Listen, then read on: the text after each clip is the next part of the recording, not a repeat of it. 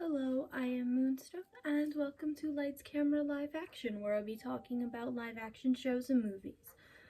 Today I'm going to be talking about Black Swan, a movie called Black Swan. I was introduced to this movie years and years and years ago. I forgot how old I was, but I remember seeing a commercial for it, and I thought it looked really cool, so I asked my mom if we could go to the movies and see it. She saw it, saw the commercial and said, no, that is an adult movie. So once the commercial stopped going on about it, I completely forgot about it until I saw it on streaming. And as soon as I saw it, I wanted to watch it still. So, The Black Swan is a ballet play, much like The Nutcracker.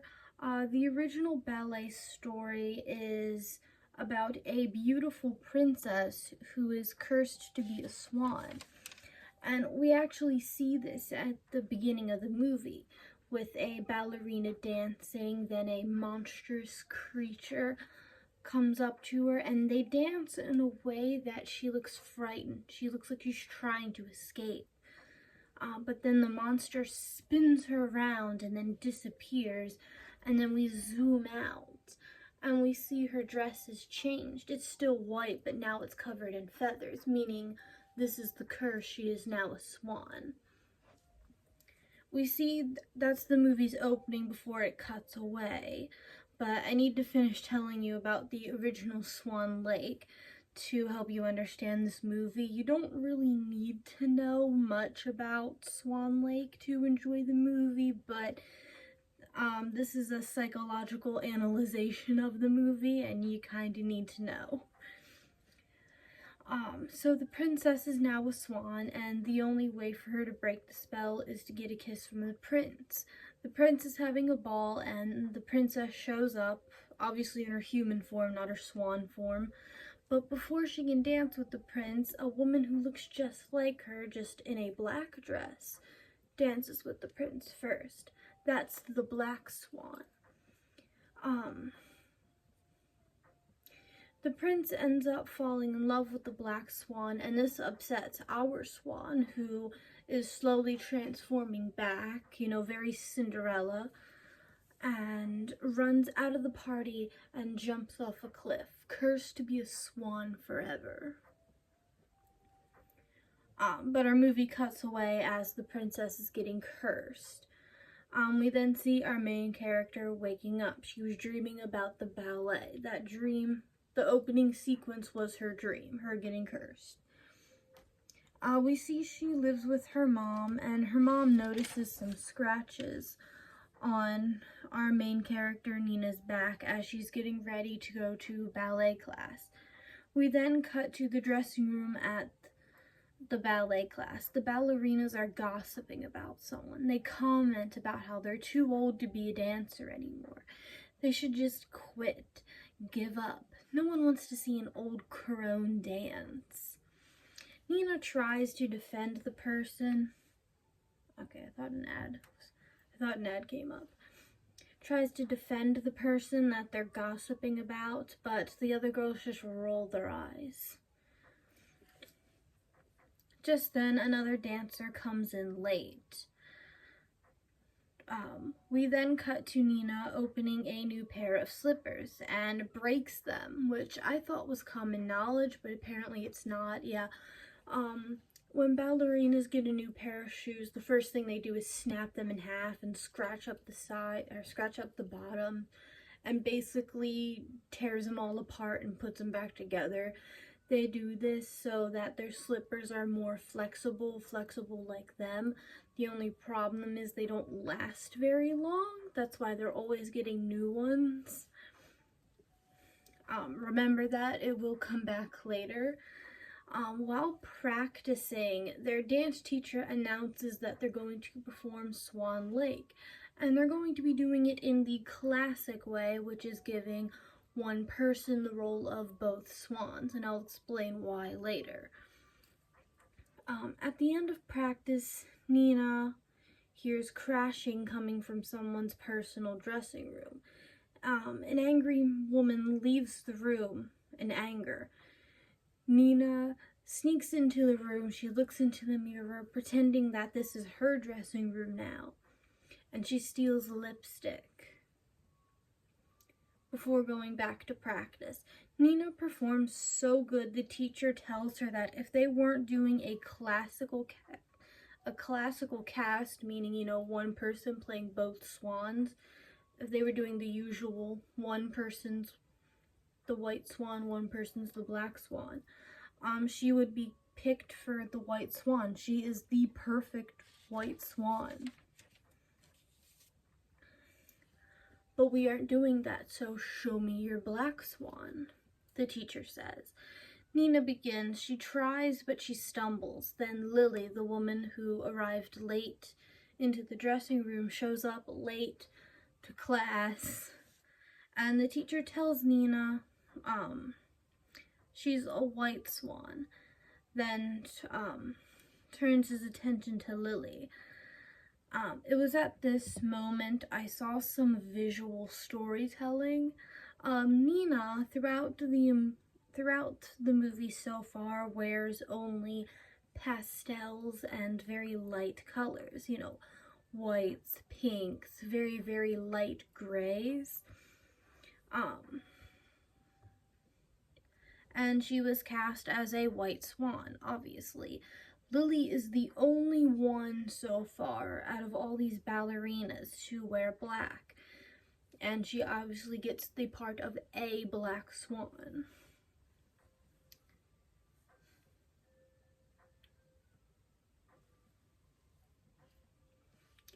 Nina goes home and tells her mom what happened while crying. We then cut to Nina practicing at home. Her mom's on the phone with the ballet studio doing the dance mom / cheer mom thing. And for those of you who don't know what I'm talking about, I used to be a dancer, and then I changed from dance to cheer. And I've never seen an episode of Dance Moms before, but my sister and my mom would watch it together, so I would hear it. I never sat down and watched an episode, but I would always hear it because they would watch it together all the time. And all the whole like 20-minute episode, or however long the episodes are just literally, my child's the best dancer. No, my child's the best dancer. You fools, my twins are the best ones here. Sophie, you are the worst one on the team. When we get home, you are going to practice more. Also, you're not allowed to go to Kelly's birthday sleepover anymore.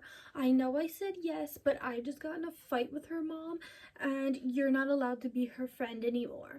Actually, you need to be friends with Tiffany because that's the coach's daughter, and you want a good part in the cheer routine, don't you? I don't care if she's mean. Be nice. This is how you get places.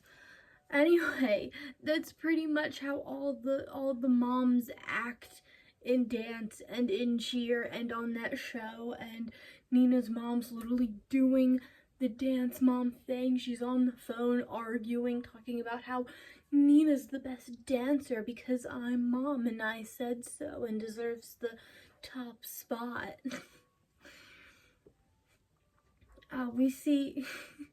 We then see Nina's bedroom, and it looks like a little girl's room.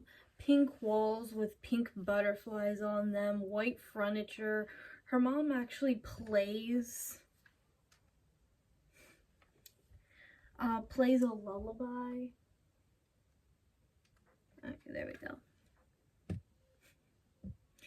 Plays a lullaby to make Nina sleep, and the next day we see Nina putting on the stolen lipstick and goes to the dance teacher's office trying to convince him to let her have another shot at the Swan Queen. He tells her that if this was a normal casting, she would get she would be the Swan Princess, and that he's already picked Vanessa, one of the other ballerinas, for the Swan Princess. But then the paper is posted of who gets what part. Nina is the Swan Queen. Why did Coach lie? Nina calls her mom and tells her the good news. When Nina gets home and out of the shower, she checks where those scratches are on her back, and they're worse now. She's all bumpy there. It almost looks like a plucked Thanksgiving turkey. Her mom comes home with cake to celebrate and gives Nina a slice. Nina asks for a smaller slice, and her mom doesn't listen, and when Nina doesn't take the slice of cake, the mom overreacts and tries to throw the whole cake away. Nina then says sorry, but sorry for what? Asking for a smaller slice?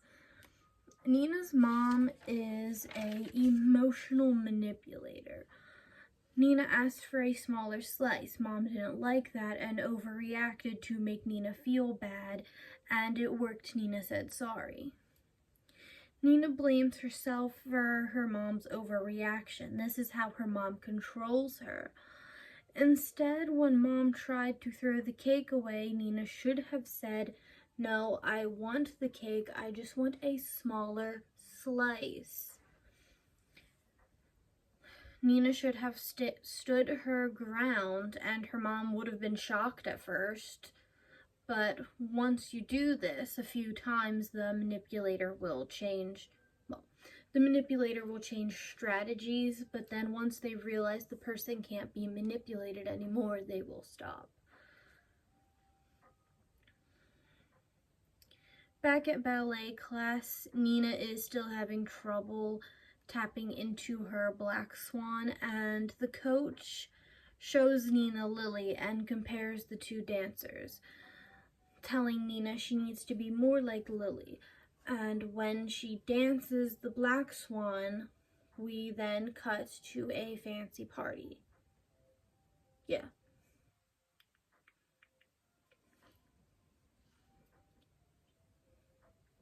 Yeah, she needs to be more like Lily when she dances the black swan's part. There we go. I was wondering why it didn't make sense. We then cut to the coach's fancy dinner party. Coach invited Nina, and at this party, he announces Beth, the woman that was throwing things in her dressing room, the one that the ballerinas were gossiping about, being too old to dance. He announces her retirement. This obviously upsets her. Why is he announcing her retirement instead of her? He also announces he'll be performing Swan Lake and shows off his new star, Nina, who's right next to him. After the party, Beth confronts Nina and upset. The coach stops. The coach comes up and takes Nina to a private room. And if your red flags aren't waving, they're about to. Coach then asks Nina all the classic red flag, get out of there now questions. Do you have a boyfriend? Have you ever had a boyfriend? Have you ever had... Nina is visibly uncomfortable, like everyone would have been if they were Nina. She tries to dodge the questions. Yeah, Nina is visibly uncomfortable and tries to dodge the questions. At home, Nina tries to tell her mom how much of a red flag Coach is, but her mom is not listening. She sees the scratches on Nina's back and overreacts to them by forcibly ripping off Nina's dress, dragging her into the bathroom, and starts cutting her nails for her. Nina is visibly upset and uncomfortable, and she actually tries to cover up, but she can't. Her mom won't let her by grabbing her hands and forcing her to cut her nails. We then cut to ballet class. One of the ballerinas comes in crying, saying Beth is in the hospital. Nina visits her, but she's unconscious. Her legs are both broken. Before heading home, Nina grabs a board she found, and she put it in front of her bedroom door. She's testing it. The board keeps the door from opening. This is visual storytelling. We've learned Nina's mom doesn't respect Nina's space or boundaries, so Nina putting the board in front of her door and testing it shows us that she's going to start standing up for herself against her mom. She's going to start putting boundaries in place. Next ballet class, Nina is wearing mostly gray. This is the darkest we've seen Nina dress so far. She starts to there we go. This is the darkest we've seen Nina dress so far. She's starting to change. Coach dances with Nina, but it very quickly turns R-rated. We then cut to the end of class. Nina's dressed in white again. She's crying.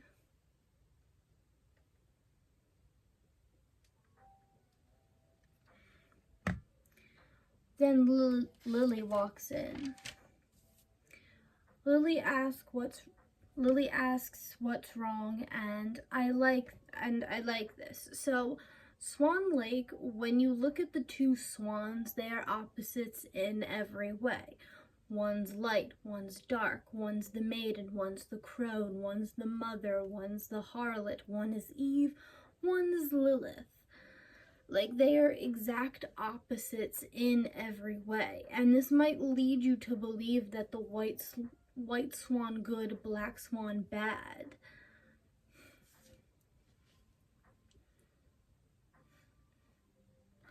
Because opposites, but Lily hasn't done anything bad. Lily is a black swan, and she hasn't done anything bad.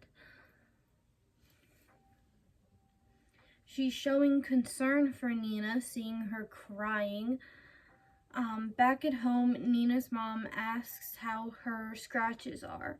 Nina says they're fine. Her mom doesn't like that answer and demands Nina to take her shirt off. She says no. Nina says no, which her mom is stunned, never being told no before. But right before they can get into a fight, there's a knock at the door. Nina's mom answers it and dismisses whoever it was. Nina then goes to the door and, surprise, it's Lily. Both girls have a fun night out on the town, much to the dismay of Nina's mom. So Lily came up, she said, hey, do you want to go have a fun night on the town with me? And Nina, instead of saying no and being good like her mom wants her to be, she ran out with Lily, and now they're having a fun night on the town, much to the dismay of Nina's mom.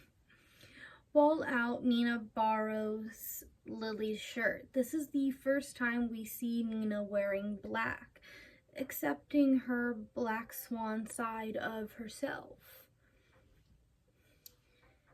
Nina has a fun time and comes home as a skunk.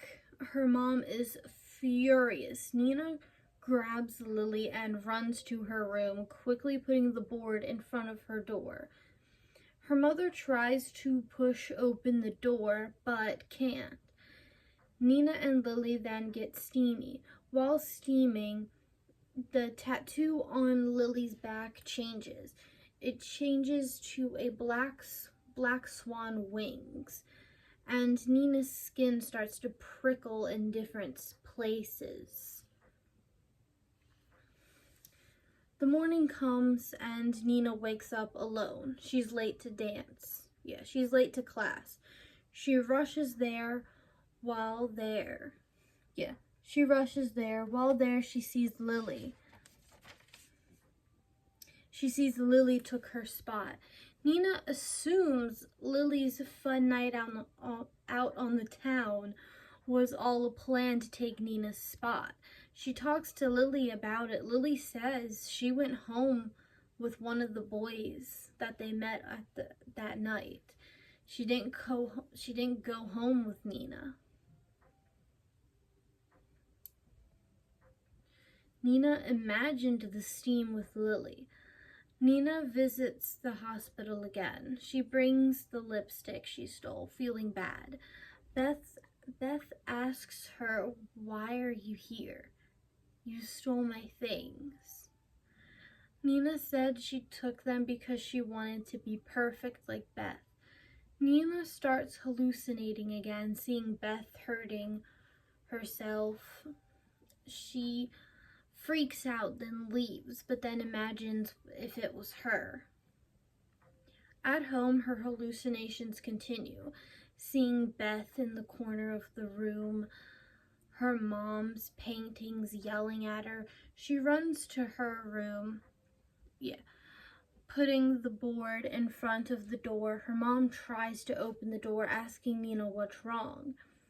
Through the door, Nina's eyes start to turn red, and black feathers start pinning out where her scratches on her back are. Nina's knees begin to bend backwards, looking more like a swan.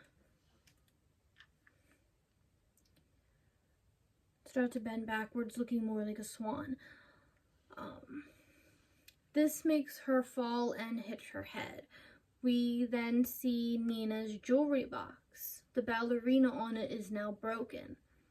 The one leg is snapped off, representing Beth and her broken legs, and the head is also missing, representing Nina, and how she's going crazy, hallucinating, almost as if she lost her head.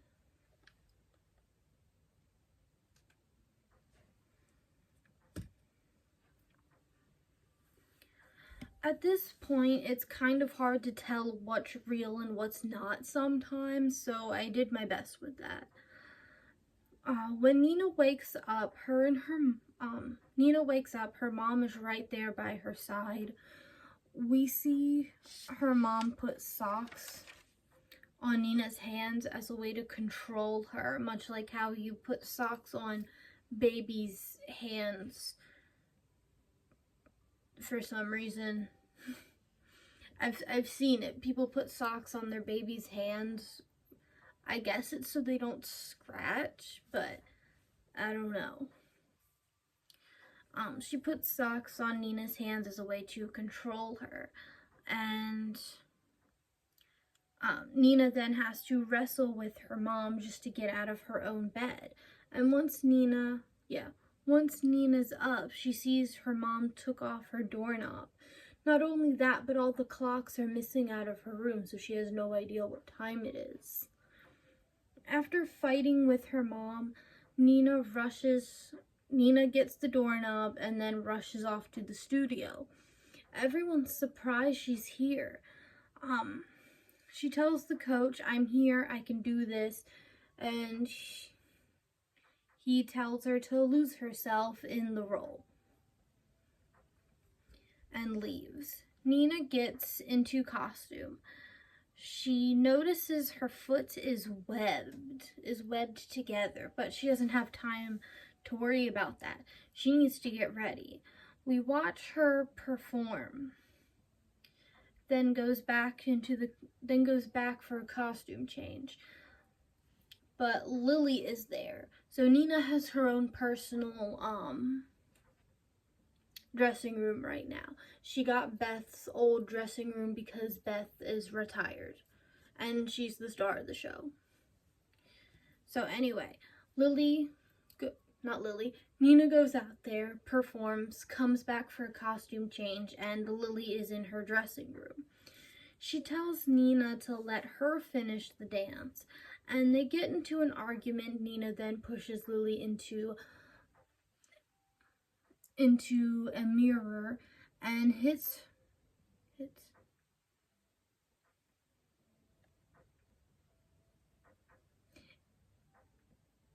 okay. Nina pushes Lily into a mirror and impales her with one of the pieces. There we go. Originally, I was gonna say hits in quotes, but then I remembered that I'm not gonna censor any words. I'm not gonna censor any words. I'm just gonna find replacement words, then censor words with one of the pieces. Nina then panics and drags Lily into the shower that's connected to her dressing room. While arguing, Nina's eyes did turn red. While performing, they're still red, and her entire back and neck are all bumpy, ready for pin feathers to pop out. During a break in the song, Nina sees all down her arm starts to pin up with little pin feathers. She then goes on stage again. As she spins, feathers start to come out of her arms until her arms are just wings. Nina then stops. The crowd is cheering. We then see Nina on stage from the audience point of view. Nina's arms are normal, but the shadow still has the wings, meaning she didn't actually grow a pair of wings. She's imagining it. She's hallucinating.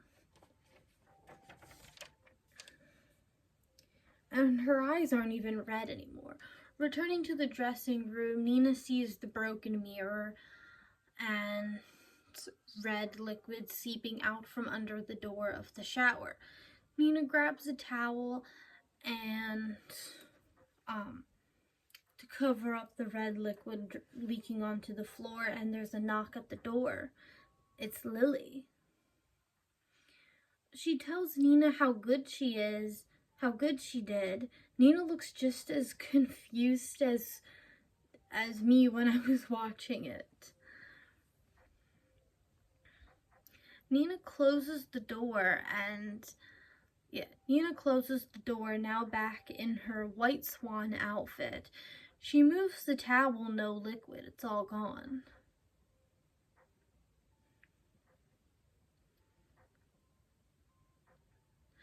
But if she didn't hurt Lily, who did she hurt? Nina then pulls out a piece of glass from her side.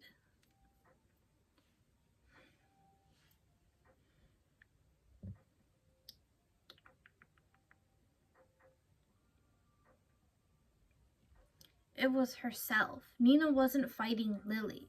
She was fighting herself. Coach was right. You're standing in your own way. Nina, the white swan, was fighting with her black swan. Nina cries, but there's no time for tears. She fixes her makeup and goes out there. Nina is dancing as the white swan. Nina is dancing as the white swan. Her outfit slowly turning red from the side. She looks into the crowd. She sees her mother. Her mother is crying. This makes Nina cry before jumping onto the safety mat for the big finish. Lily is the first to notice Nina's injury. Coach asks Nina, "What did you do?" All Nina says was, "It was perfect." It was perfect. That's all Nina says as she looks up at the lights. We then fade to white and the movie just ends. I haven't talked about the symbolism with the ballet slippers or why one ballerina plays both swans, so I'm gonna tell you now.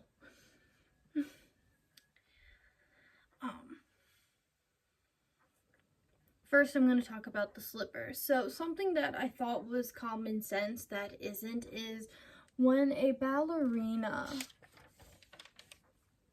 gets a new pair of slippers, the first thing they do is break them.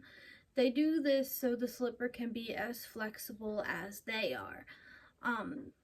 It can also be used to represent a ballerina or ballet itself. No one is born a ballerina. Ballerinas are made. Years of dance and hard work, stretching, contorting your body. The slipper being broken to make it more flexible, just like how the ballerina is to be stretched.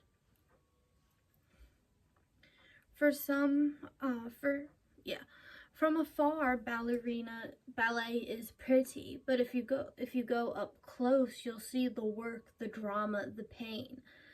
And because the slippers are broken, they don't last for very long, just like the ballerina. We see this with Beth. Everyone talks about how old Beth is and how she's too old to dance, but she doesn't look old at all.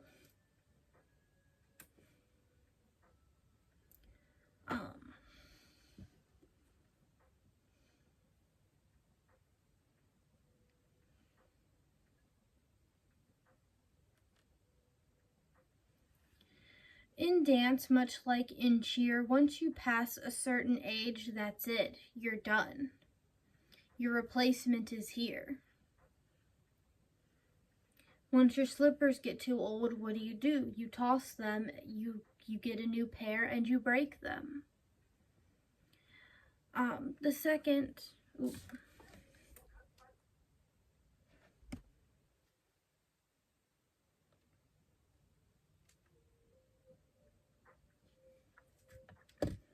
That's it, you're done, here's your replacement. That's usually how it works when you get too old.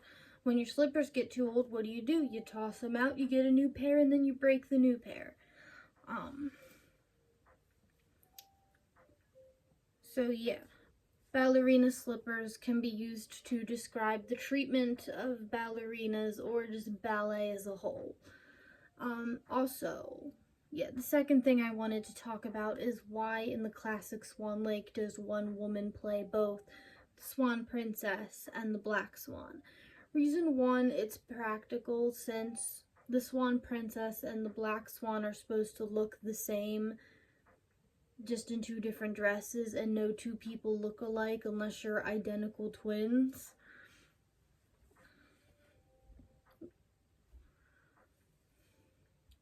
I mean, it does make sense. Reason two, if we go back to how I talked about the white swan and the black swan are opposites, this would make you believe the black swan is evil, but she's not. Lily has been nothing but nice to Nina. Even when we see Lily doing something to sabotage Nina, like when Nina came in late and saw that Lily had taken her part, or Lily being Nina's understudy, which scared Nina, thinking Lily was planning something or plotting something, even though she never was. She was nothing but nice. It's only Nina's imagination. In the dressing room, Nina isn't fighting Lily, she's fighting herself. Everyone has a white swan and a black swan inside them. Nina starts the movie as the perfect white swan. She only wears whites and pinks, and if anyone says any amount of criticism to her, it looks like she's about to cry. Her bedroom looks like it belongs to a young child, not a woman. Nina is repressing her black swan till she isn't. Nina's clothes go from white to light gray. This is her trying to tap into her black swan, her white swan being mostly in charge. So she's just tapping into her black swan, with her white swan still mostly in charge. Her night out on the town, she lets her black swan take over for the first time, wearing a black tank top for the first time. The next time we see Nina, she's wearing a dark gray. Both swans are present, but the black swan is a little more in charge this time. Both swans fight in the dressing room. Black swan wins and goes out there during the second part.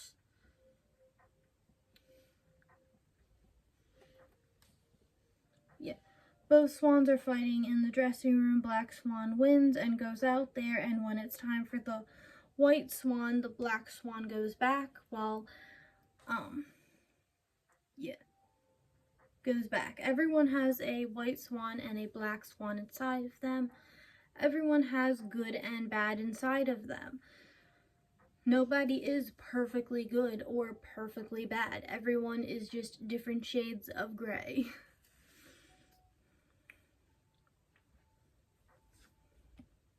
And don't repress the parts of you think are bad because you were taught to, because you were taught to. Just accept yourself, every bit of yourself. And that's it. Thank you guys so much for watching. I'll see you guys next time. Bye.